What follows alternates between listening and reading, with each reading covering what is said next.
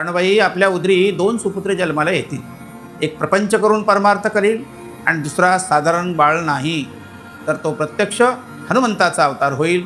हा बालक अखंड ब्रह्मचर्य व्रतात राहून जगाच्या कल्याणा संतांच्या विभूती म्हणून समाज प्रबोधनाच्या माध्यमातून भक्ती मार्गाचा प्रचार आणि प्रसार करेल. हा बालक अखंड श्रीरामाची उपासना करून अखेर श्रीरामाच्या चरणी विलीन होईल.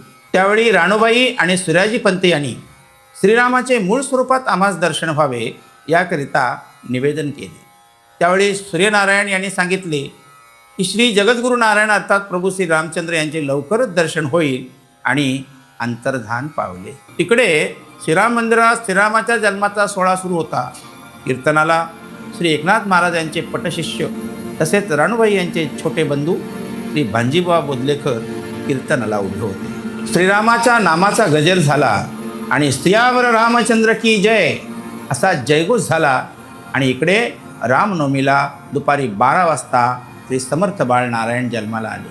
तिकडे देहू गावात नारायणाच्या जन्माच्या आधीच 2.5 महिने जगद्गुरू तुकाराम महाराज अर्थात बाळ तुकाराम यांचा जन्म झाला.